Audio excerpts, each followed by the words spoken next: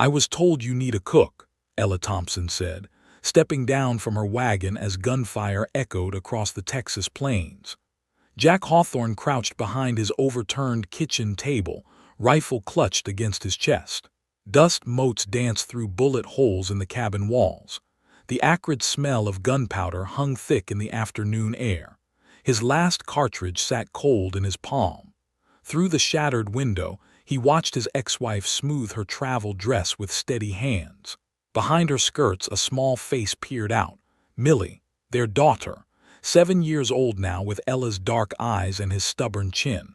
The shooting stopped. Morrison's men lowered their weapons, confusion rippling through their ranks.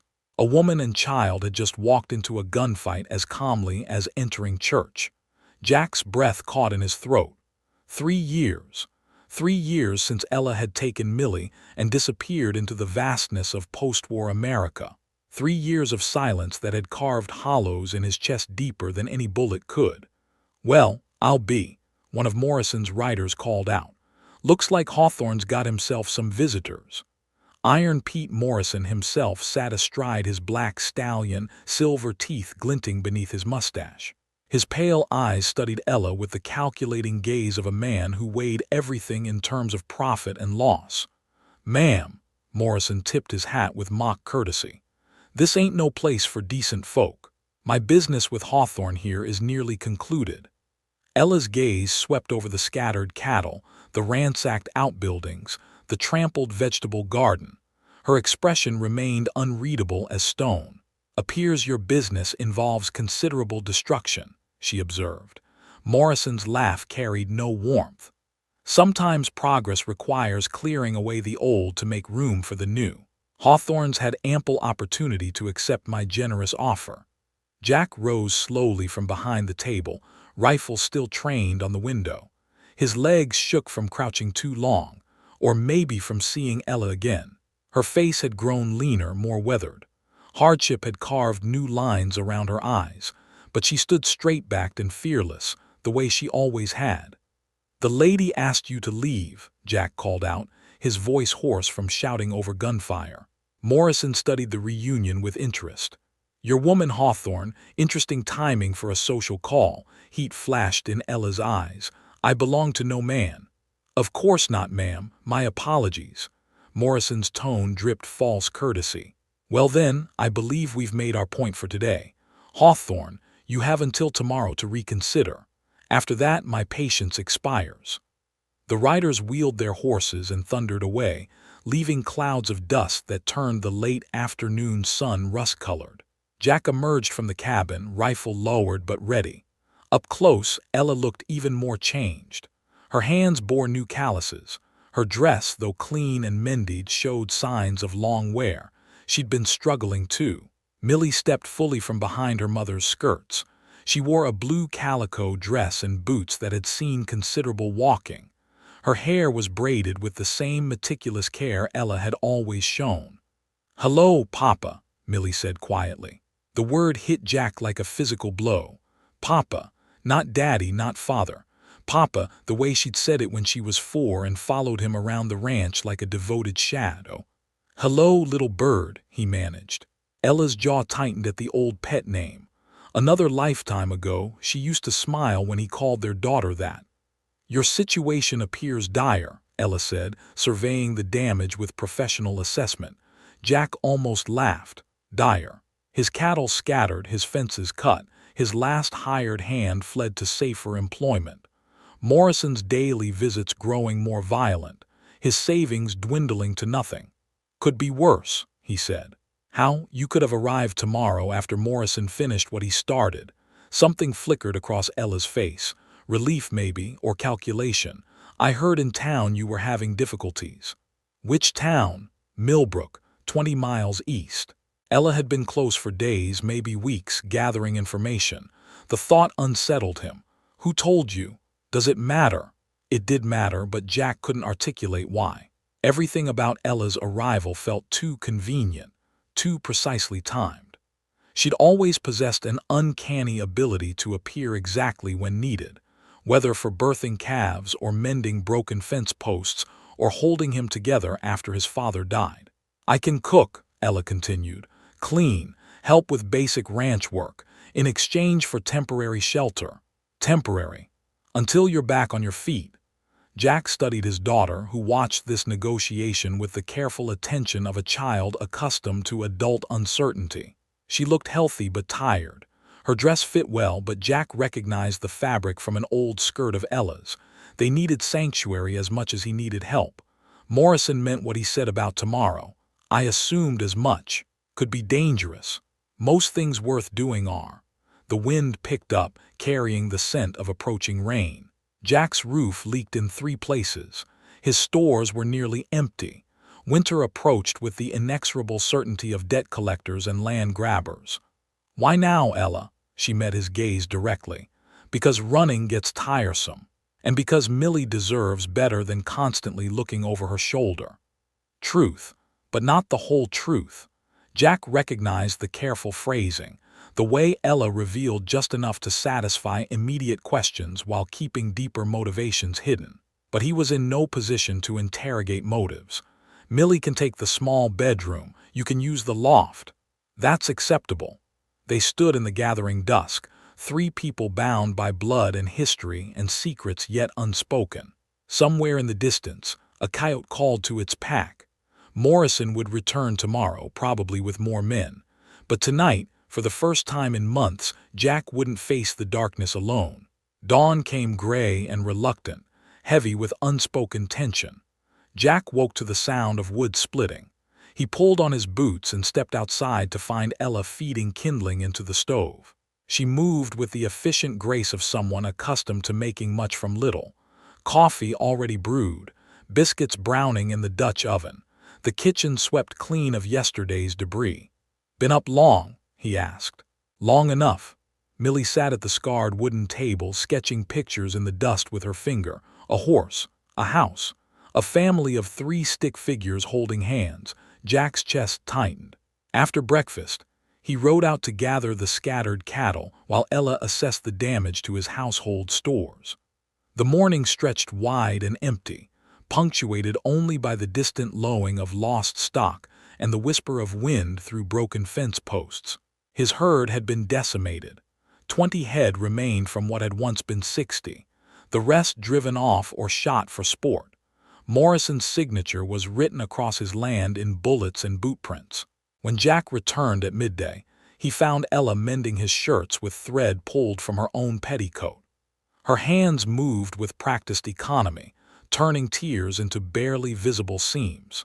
You don't have to do that. Cloth is precious, she said. Waste is sin. The male rider appeared that afternoon, a weathered man named Curtis who'd known Jack since childhood. He handed over 3 letters, his eyes lingering curiously on Ella as she hung washing on the line. Good to see you got help, Jack, times being what they are. Times are what they've always been. Hard. Curtis nodded toward Ella. She looks familiar. Don't I know her from somewhere? Jack's jaw tightened. Don't reckon you do. But Curtis continued staring until Ella turned away, retreating into the cabin with deliberate casualness. 2 of Jack's letters were bills.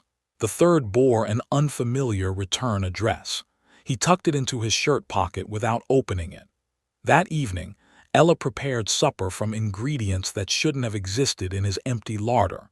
Beans that tasted of molasses and smoke. Cornbread that crumbled golden and warm. She transformed his meager supplies into something approaching abundance. Where did you learn to cook this way? Necessity teaches all the important lessons. After Millie fell asleep, Jack and Ella sat on the front porch, watching the horizon for signs of Morrison's return. The night stretched endless and star-crowded above them. She's grown, Jack said. Children do. She's got your stubbornness and your restless heart. They sat in silence, the weight of 3 years pressing between them. Jack wanted to ask why she'd left, where she'd been, whether she'd thought of him during the long, empty nights. Instead, he asked, how long can you stay? Long enough. Always the careful answers. Always the walls built from wounded pride and careful words. The next morning brought Morrison and 6 riders. They approached slowly, confident in their numbers. Jack met them in the yard, rifle held loose but ready. Time's up, Hawthorne, Morrison called out. My offer stands. $500 for everything. More than generous for land that's been nothing but trouble. Not interested. Morrison's gaze found Ella, who stood in the doorway with Millie pressed close against her side. Interesting company you're keeping these days. Where exactly did she come from? None of your concern. Everything that happens in this valley is my concern, especially strangers asking questions about property values and railroad surveys. Jack's blood went cold. He glanced at Ella, whose face revealed nothing. Don't know what you're talking about. Morrison smiled. Course you don't. Well, no matter. My patience has limits and you've exceeded them. He gestured to his men. They rowed to Jack's well and dumped something from a cloth sack into the water. The liquid turned murky, then foul-smelling. Shame about your water source, Morrison said. Contamination can be dangerous, especially for children. With that, they wheeled their horses and departed, leaving the stench of poisoned water hanging in the still air. Jack stared at his ruined well, rage building in his chest. Without clean water, the ranch became uninhabitable within days. There's a spring about 2 miles north, Ella said quietly, hidden in the rocks. How do you know that? I used to live here, remember. But her knowledge seemed too specific, too recent. The spring she mentioned was one Jack had discovered only last year. That afternoon, while Millie napped, Jack confronted Ella directly. Morrison seems to think you've been asking questions around town. People talk. I listen. What kind of questions? Ella continued kneading bread dough, her movements steady and deliberate. Practical ones about land prices, property disputes, the railroad survey. Why? Because understanding the situation helps me protect my daughter. Our daughter, Jack wanted to say, but the word stuck in his throat. Is that the only reason you came back? Ella's hand stilled. For a moment, vulnerability flickered across her face. Then the mask returned. Reasons are complicated things. Jack pulled the unopened letter from his pocket. He'd been carrying it for 2 days, afraid to read it. The return address meant nothing to him, but something about Ella's careful answers made his suspicions grow. This came for me, but maybe it was meant for you. Ella glanced at the envelope, and Jack caught the brief flash of recognition before she turned away. I wouldn't know, but she would know. Jack was certain now. Ella's return wasn't coincidence or desperation. She'd come here with purpose, armed with information and secrets she wouldn't share. The question was whether that purpose included saving him or destroying him. Outside, the wind picked up, carrying the promise of another storm. In the distance, riders watched from the ridge, patient as buzzards. Morrison would return tomorrow with new torments. The poisoned well was just the beginning, and Jack was beginning to suspect that his ex-wife's arrival might be part of a larger design he couldn't yet comprehend. The letter arrived with the morning mail, addressed to Mrs. E. Thompson in careful script. Jack held it up between 2 fingers, watching Ella's face drain of color. Funny thing, he said. Mail rider knew exactly where to deliver this. Almost like you'd been expecting it. Ella's hands stilled on the breakfast dishes. Steam rose from the wash basin, clouding the space between them. Jack, 3 years, Ella. 3 years of silence, and then you show up the exact day Morrison tries to finish me off. Now mysterious letters are finding their way to my kitchen table. She turned slowly, water dripping from her fingers onto the worn floorboards. It's not what you think. Then tell me what it is. The envelope sat between them, heavy with secrets. Outside, Millie played in the dirt, building castles from dust and determination. Her laughter drifted through the open window, innocent and trusting. I can't. Jack's patience, worn thin by sleepless nights and constant threats, finally snapped. Can't or won't. He tore open the envelope before Ella could stop him. The letterhead made his blood freeze. Texas Pacific Railroad Company, official correspondence. His eyes scanned the contents, each word hitting harder than Morrison's fists. Status report overdue. Assessment of Hawthorne property required immediately. Payment contingent upon completion of a signed survey. Survey, Jack said, his voice deadly quiet. Ella sank into a chair, her strength seeming to drain away. Jack, please listen. You're working for them, the railroad, the same people sending Morrison to destroy everything I've built. It's not that simple. Seems plenty simple to me. They hired you to spy on your own husband. Former husband. The distinction cut through the air between them, sharp as broken glass. They hired me to assess property values, yes, but not to hurt you. Then why? Ella's composure cracked. The careful mask she'd worn since arriving finally slipped, revealing the desperation underneath. Because I needed the money. Because Millie was sick last winter and the doctor bills nearly killed us.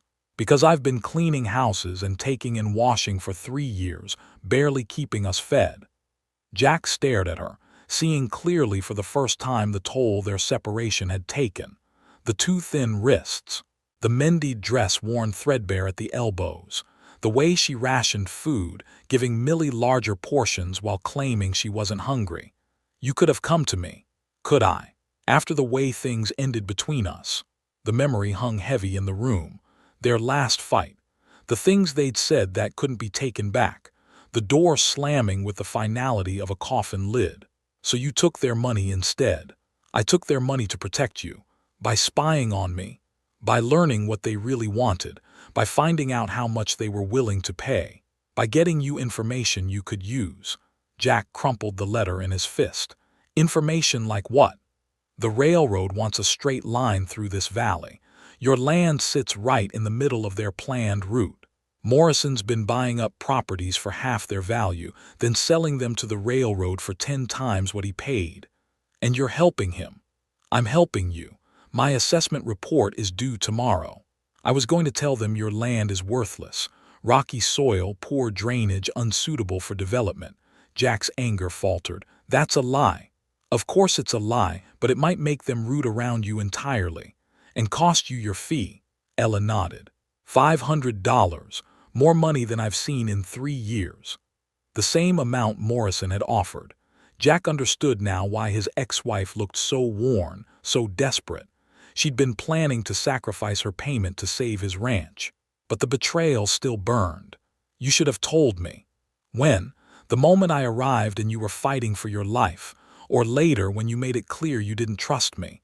The accusation hit home because it was true. Jack had been suspicious from the beginning, reading deception into every careful word. Their voices had risen without either noticing. From outside, the sound of Millie's laughter stopped abruptly. "Mama," Millie called. "Papa, are you fighting?" The question cut through their anger, reminding them what was truly at stake. But it was too late. Millie appeared in the doorway, her small face streaked with tears. She looked between her parents, seeing the anger and disappointment written in their rigid postures. "You're fighting about money again," she whispered. Again. The word revealed how many similar arguments the child had overheard during their marriage. How many nights she'd listened to her parents' voices rise in frustration and fear. "Millie, honey," Ella began. But their daughter was already backing away, shaking her head. "You said we were going to be a family again. You promised." She turned and ran, her small boots pounding across the porch and into the yard beyond. Jack and Ella stared at each other, the weight of their failure settling between them. "She heard everything," Ella said. "Everything that mattered." They found Millie's tracks leading toward the broken fence line, small boot prints in the dust heading toward the wild country beyond the ranch. Jack's blood chilled. The terrain was treacherous, full of hidden ravines and abandoned mine shafts, and Morrison's men were still out there somewhere, watching. "She couldn't have gone far," Ella said, but her voice shook. Jack was already saddling his horse. "Get the medical kit, and bring rope." They rode out together, following the fading trail through scrub brush and scattered stones.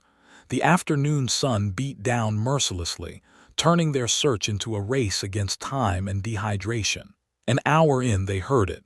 A thin cry for help, distant and desperate. The old copper mine. Jack should have filled it in years ago, but there'd always been more pressing work. Now his negligence might cost him everything. They found Millie 20 feet down in the abandoned shaft, her leg bent at an unnatural angle. She looked up at them with eyes wide with pain and fear. "Papa, I'm sorry. I didn't mean to fall." Jack's hands shook as he rigged the rope. All their arguments, all their pride and wounded feelings seemed meaningless now. What mattered was getting their daughter home safe. What mattered was that they were still a family, broken but not beyond repair. The rest could wait. Jack descended into the mine shaft hand over hand, the rope burning against his palms. Millie lay crumpled against the rocky wall, her face pale with shock. Her left leg was twisted beneath her, clearly broken. But she was conscious, alert, alive. "Don't move, little bird," Jack whispered, examining the injury. "We're going to get you out of here." Above them, Ella's voice carried down the shaft. "How bad is it?" "Bad enough. Lower the medical kit." Working by lamplight in the cramped space, Jack splinted Millie's leg with strips torn from his shirt. His daughter bit her lip to keep from crying out, tears streaming silently down her dust-streaked cheeks. "You're brave," he told her, "braver than your old man." "I was trying to find the place where we used to pick wildflowers," Millie whispered. "Remember, before Mama went away." Jack's throat constricted. He remembered. A hidden meadow where they'd spent Sunday afternoons, Ella weaving flower crowns while Millie chased butterflies through the tall grass. Before everything fell apart. The rescue took 3 hours. Rigging pulleys, securing Millie in a makeshift sling, hauling her inch by agonizing inch to the surface. By the time they reached the cabin, dusk had settled over the valley and Millie had fainted from pain. Ella prepared a bed in the main room where they could watch over her. Jack held their daughter while Ella reset the broken bone with practiced efficiency. "Where did you learn to do that?" "Necessity," Ella replied, the same answer she always gave. But Jack was beginning to understand that necessity had taught Ella many harsh lessons during their years apart. They took turns sitting vigil through the night. When fever came, they bathed Millie's forehead with cool water from the hidden spring. When she cried out in her sleep, they spoke soft words until she settled. In the gray hours before dawn, while Millie slept peacefully, Jack and Ella found themselves alone by the dying fire. "She could have died," Ella said. "But she didn't. Because we got to her in time, because we worked together." The implication hung between them, heavy with meaning. "The way we used to," Jack said, "before pride got in the way." They sat in silence, watching the embers pulse red and gold.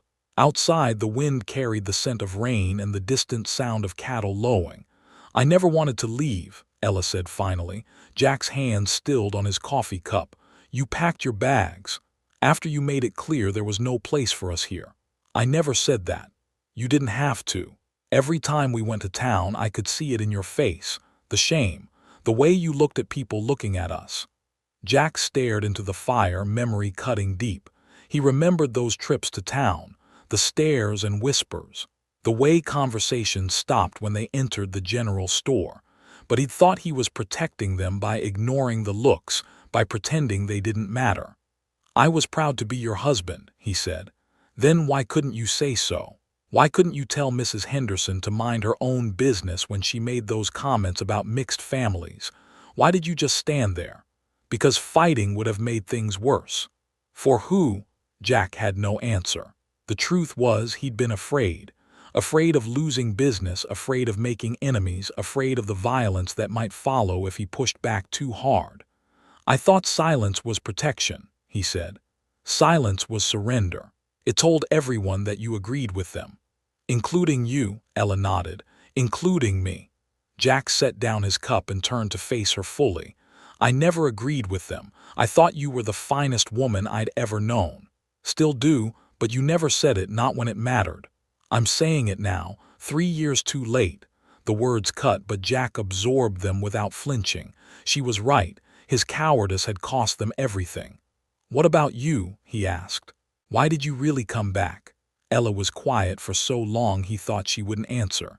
When she spoke, her voice was barely above a whisper. "Because I'm tired of running, tired of looking over my shoulder, tired of pretending that leaving was the right choice." Was it the wrong choice? I don't know. Maybe we were both wrong. Maybe we were both too proud and too scared to fight for what we had. Jack reached across the space between them, his calloused fingers brushing hers. She didn't pull away. "The railroad job," he said. "I'll submit the false report tomorrow, tell them your land is worthless. and lose your fee. Some things matter more than money. Like what? Ella looked toward the bed where Millie slept, her small face peaceful in the lamplight. Like giving our daughter a chance to pick wildflowers in that meadow again.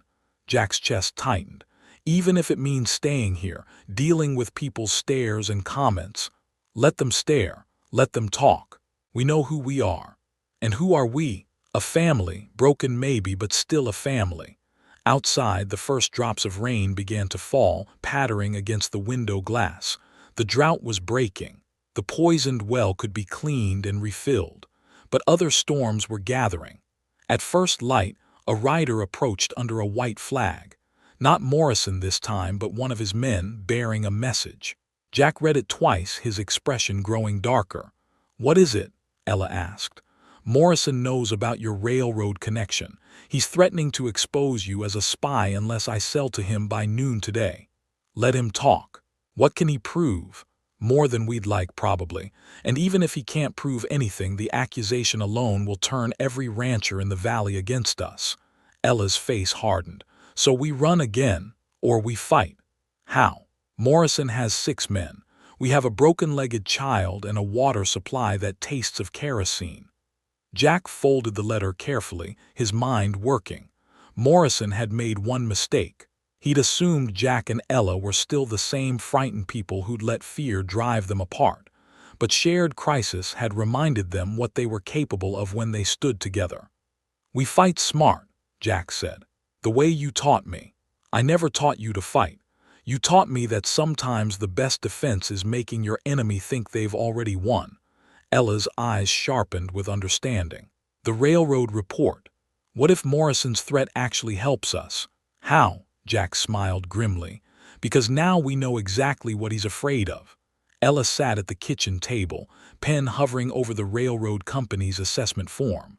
The morning light slanted through the window, illuminating the careful lies she was about to commit to paper. Rocky soil, poor drainage, unsuitable for development. Each false word would cost her $500 and 3 months of desperate work. But it might save Jack's ranch. "You sure about this?" Jack asked, checking his rifle for the 3rd time. "No, but I'm doing it anyway." She signed her name with deliberate strokes, sealing her sacrifice in ink. Morrison's deadline was noon. 2 hours to decide whether to surrender everything or fight with empty hands and righteous fury. Millie lay propped up in bed, her splinted leg elevated on pillows. Despite the pain, she watched her parents with sharp intelligence. "Are the bad men coming back today?" she asked. "Probably," Jack said, "but we're ready for them." Millie nodded solemnly. At 7 years old, she'd already learned that adult promises often crumbled under pressure. At 11:30, dusk clouds appeared on the horizon. Morrison rode with 8 men this time, confident in his overwhelming advantage. Jack met them in the yard, Ella standing beside him, a united front against the gathering storm. "Time's up, Hawthorne," Morrison called out. "My offer still stands, but only for the next 5 minutes. Keep your money." Morrison's smile turned predatory. "Figured you'd say that, which is why I brought some friends who might change your mind." He gestured toward the riders flanking him. Jack recognized 2 as local ranchers who'd already sold out to Morrison's pressure. "Tell him Henderson," Morrison commanded. The older rancher shifted uncomfortably in his saddle. "Sorry, Jack, but we can't have spies and railroad agents stirring up trouble in our valley." "Ella's not a spy." "Evidence says otherwise." Morrison produced a leather portfolio from his saddlebags. "Official correspondence, payment agreements, instructions for property assessment." Jack's blood ran cold. Somehow Morrison had gotten copies of Ella's railroad contract. "She told me about the job," Jack said. "Did she tell you about the bonus payment for securing your signature on the sale documents? Did she mention that her fee doubles if she can convince you to sell voluntarily?" Jack's world tilted. He turned to stare at Ella, searching her face for denial. She stood frozen, her complexion ashen. "Ella, it's not what you think." But her voice carried no conviction. Morrison's accusations had the ring of truth, and everyone present could hear it. "Course it's not," Morrison said mockingly. "Just coincidence that she showed up right when you were most desperate." Just luck that she offered to help right when you needed it most. Jack felt the ground crumbling beneath his feet. Every tender moment, every shared glance, every word of reconciliation had been calculated manipulation. The bonus clause was in the original contract, Ella said quietly, but I never intended to use it. Then why didn't you tell me? Because I knew how it would look. It looks like betrayal. Again, the words hung in the air between them, poisoning everything they'd rebuilt. Morrison sensed victory. $500, Hawthorne. Final offer. Take it, or we'll make sure everyone in the territory knows about your wife's little arrangement. Jack stared at the man who destroyed his water, scattered his cattle, and poisoned his community against him. Behind Morrison's triumphant grin lay the promise of endless harassment, escalating violence, and ultimate defeat. But surrender meant abandoning everything his father had built, everything he'd hoped to leave for Millie. Go to hell, Jack said. Morrison's expression hardened. Wrong answer. He raised his hand and his men began to dismount, not for a gunfight but for systematic destruction. They would tear down his fences, drive off his remaining cattle, burn his crops. Death by 1,000 cuts. Wait, Ella stepped forward. There's something you should know about that railroad contract. Morrison paused, curious despite himself. I submitted my assessment this morning. Told them Jack's land is worthless. Rocky soil, poor drainage, completely unsuitable for their purposes. You're lying. Ella pulled the carbon copy from her apron pocket. See for yourself. Morrison snatched the paper, his eyes scanning the damning assessment. His face went purple with rage. You stupid woman, do you have any idea what you've done? Cost you your commission. Cost us both everything. The railroads already paid me half my fee based on preliminary surveys. When they get your report, they'll want their money back. Jack watched this exchange with growing confusion. Morrison's fury seemed disproportionate to a simple change in railroad routing, unless there was more at stake than land acquisition. How much did they pay you? Jack asked. Morrison's silence spoke volumes. How much, Pete? Enough, Morrison said finally. Enough to buy every ranch in this valley and sell them for 10 times what they're worth. The scope of the conspiracy became clear. Morrison hadn't been working for the railroad. He'd been working against it, using their preliminary surveys to identify valuable land, then intimidating owners into selling cheap. Ella's false assessment had just collapsed his entire scheme. So now what? Jack asked. You kill us to keep your secret. Morrison looked around at his men, seeing doubt creeping into their faces. They'd signed on for intimidation, not murder, and witnesses were everywhere. This isn't over, Morrison said, but his voice lacked conviction. A man who'd built his power on deception couldn't afford to operate in the light. Yes, it is, Ella said, because I made copies of everything. Your payments, your correspondence, your threats. It's all documented. Morrison's face went white. You're bluffing. Marshall's office in Austin has a complete file. Anything happens to us, they'll know exactly where to look. For the first time since Jack had known him, Iron Pete Morrison looked afraid.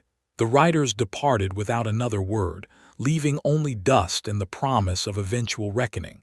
Jack and Ella stood in the sudden silence, the weight of truth settling between them. The Marshal, Jack said. Is that where all those mysterious letters were going? Ella nodded. I've been building a case against Morrison for weeks. Every threat, every act of sabotage, every illegal land grab. While working for the railroad. While appearing to work for the railroad. The Marshal needed inside information about their operations. Jack stared at his ex-wife, seeing her clearly for perhaps the first time. Not the frightened woman who'd fled 3 years ago, but a calculating strategist who just outmaneuvered the most dangerous man in the territory. You've been planning this since you arrived. Since before I arrived, the Marshal contacted me 2 months ago, asked if I'd help gather evidence.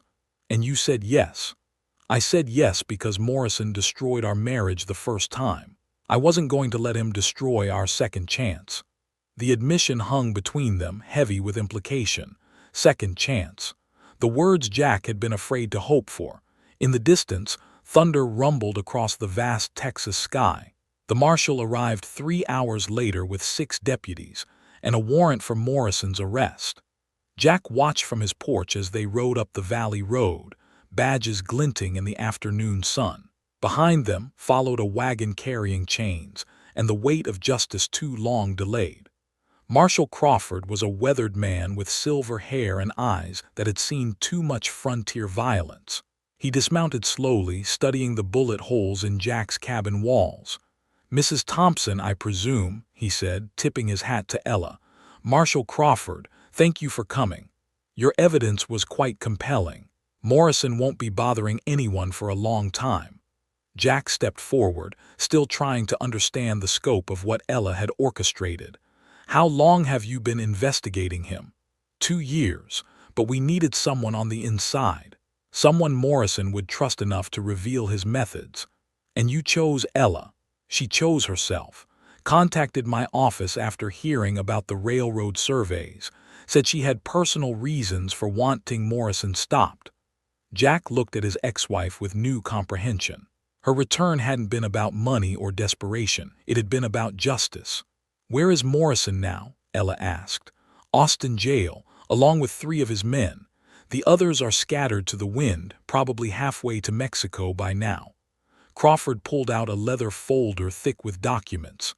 "We found these in Morrison's safe. Property deeds, forged contracts, correspondence with corrupt railroad officials. He's been running this scheme across 3 counties.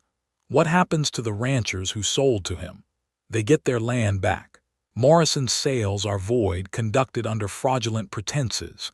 Jack felt the weight of months of fear lifting from his shoulders. His neighbors would return.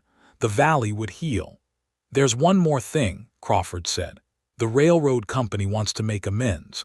They're offering fair market value for a small strip of land for a depot, enough to make you comfortable." Jack glanced at Ella, seeing the future spreading before them.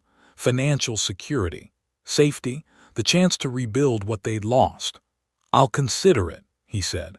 After the marshal departed, the family sat together on the porch as sunset painted the sky in shades of gold and crimson.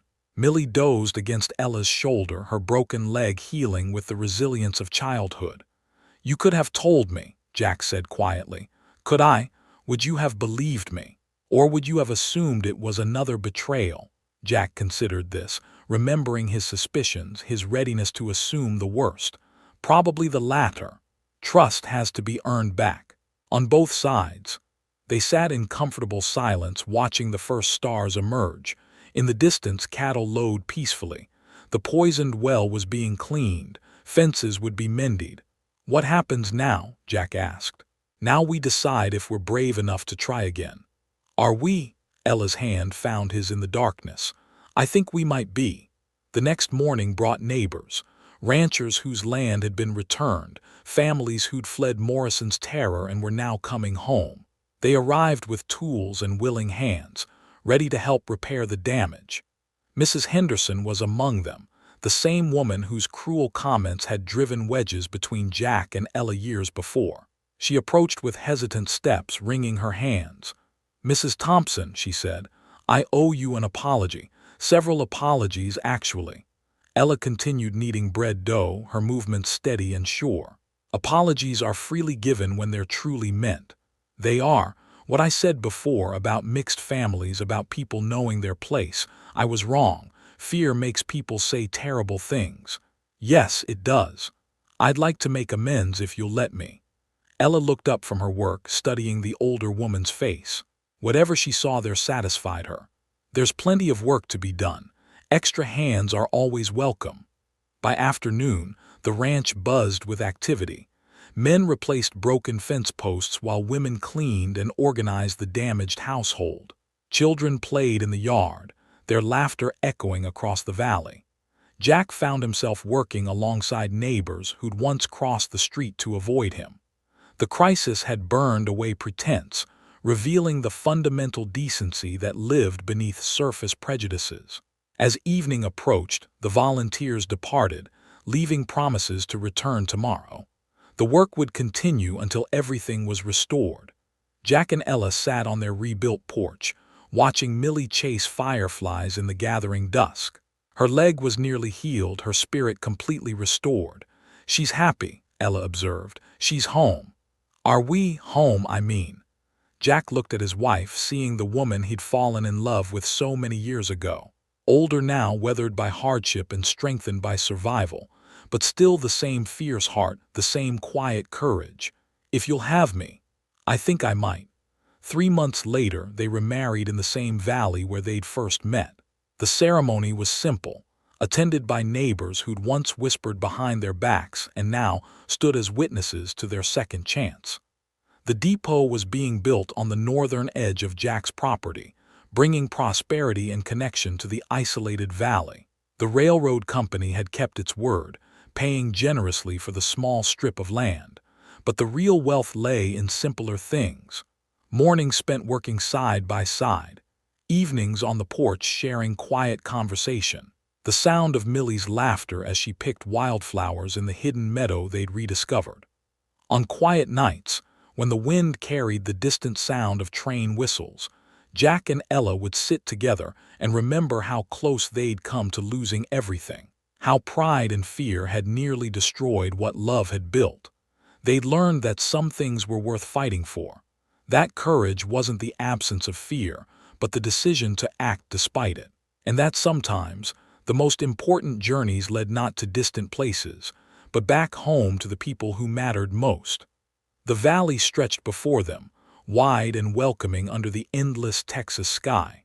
Tomorrow would bring new challenges, new opportunities to test their renewed commitment. But tonight, they were exactly where they belonged, together.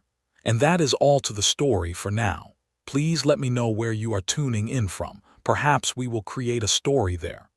Consider liking this video and subscribing to our channel. And if you enjoy our content, click this video on your screen. I promise you it's worth watching. See you tomorrow.